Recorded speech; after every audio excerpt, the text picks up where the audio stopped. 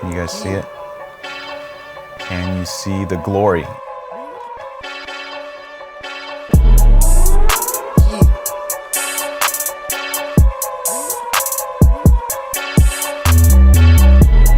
Alright, what's up guys? My name is Marco of Mac Motions, coming to you from my home studio in LA. Right now I am going to go over some photos that I took maybe about a week ago with two lenses that I've had the pleasure of owning. So this is the new G Master 16mm, 16-35mm f2 lens. But right now we're going to compare this lens to the original Zeiss, the f4 version, as well as I threw in a favorite lens of mine, the Sony 28mm f2 lens, see how a prime does compared to the zoom lens. Let's hop into Lightroom and take a look. So I took a series of photos here at different apertures, at different zoom lengths. There was no clouds in the sky, so that was pretty good. We had some consistent lighting. These are raw setting, there's no camera calibration. I may have adjusted the exposure by half a stop. Yeah, everything's default. I did turn off the lens correction on all of them so that we can see all the distortions going on. So back at the comparison. Let's just start off with the first off the bat comparison at, how about at 16mm f4? That's wide open with the Sony Zeiss. And let's compare it to the G Master. You can see above here we have the Zeiss, Sony Zeiss on the left and the G Master on the right. And we can see, my first way of comparing was looking at the mountains back here.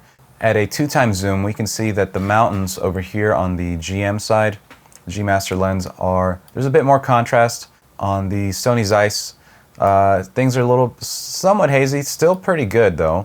And this is getting towards the edge of the lens here, so that's pretty good to know. Looking at the center, it's still, you can really tell that the G Master is quite sharp. You can see a lot of fine detail in these plants right here. On the Sony Zeiss version, it's still pretty good, but the G Master has that extra edge. You can really see everything crisp. Going to the edges, the G Master is sharper. However, it probably is a little bit darker at wide open. Again, you can see right here that the G Master is a bit darker because it has more vignetting going on. So basically, the interesting part is that with the A7S, the pixel image size it's basically a 4K image, which is very common for us video shooters. So looking back at those mountains over there, can I tell the difference? Yeah, a little bit. I can see that there is a little bit more contrast in those mountaintops over there, those ridges. Is it more sharp in these plants? Yeah, if I really look at it, I can kind of see that it is more sharp. So looking at the Zeiss from f4 to f8, you can see the vignetting is fixed. Same goes if we go over here from f2.8 to f4, you can see that the vignetting has gone away, and we're going to definitely see some increase in sharpness. So on the left we have the Sony Zeiss, on the right we have the G Master, both at f8. You can really see that the G Master really has a cutting edge on the sharpness, on the contrast especially. I like the colors. I can see somewhat of a different color going on with the blue. They're both very sharp at f8, of course.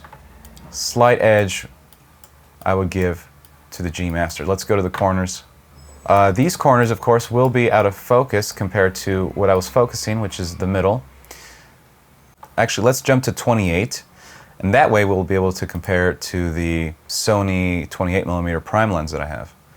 What you'll find interesting is, right when I clicked onto it, you can see that there is some significant barrel distortion comparing the Sony Zeiss zoom lens to the 28mm prime. We can really see some barrel distortion going on. Now, when the camera is rolling video, this should be corrected for. At f2, there's severe vignetting. Comparing it to the 28mm, the G Master at 28mm wide open. Turning off the lens correction as well. You can see that it has some very noticeable vignetting. We can see this as we step up the step down the f-stop. So this is f2. Once we jump to f2.8, the vignetting goes away. However, the main question is, how sharp is this prime lens to the Sony G Master? Let's do wide open. On the left, the prime lens. On the right, the G Master. Let's compare it somewhat towards the center. You can clearly see that the prime lens is a bit sharper. Wide open. You can see the cars right here. You can see that they are more in focus. I could be wrong. I don't know if the prime lens behaves a little bit differently than the zoom. However, my focus point from what I attempted was to focus on the hills on both images. You can see here that the coastal line, they seem to be pretty close in focus accuracy. They are both somewhat the same sharpness.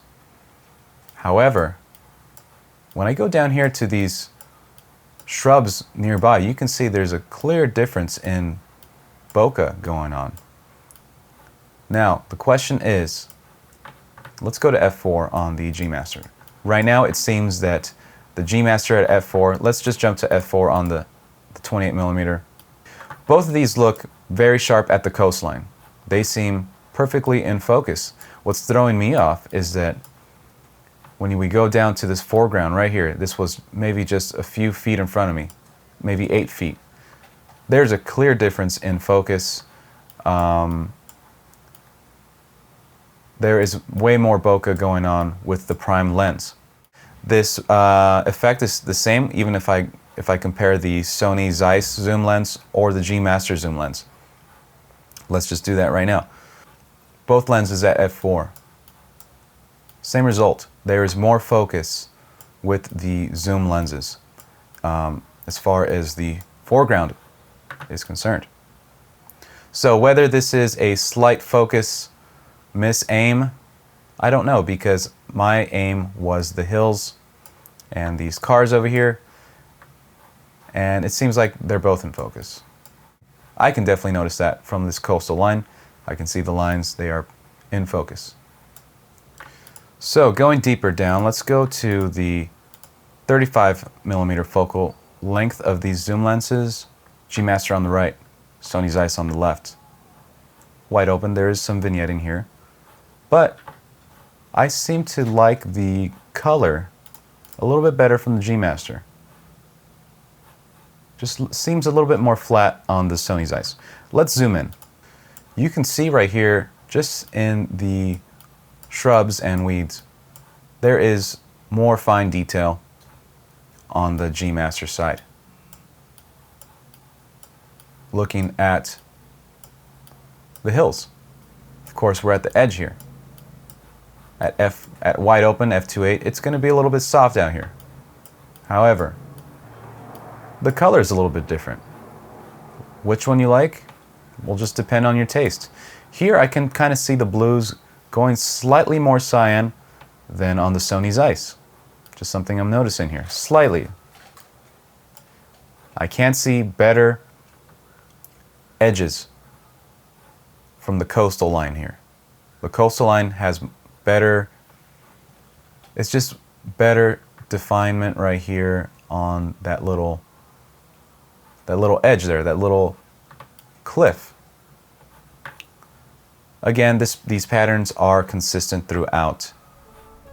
So there you have it. Let me know what you think. Which one was sharper? Is the prime lens more sharp than the G Master zoom lens? Which one's more important to have? Is it better to have a zoom lens that's very versatile versus having a prime lens that will perhaps give you better quality, better bokeh?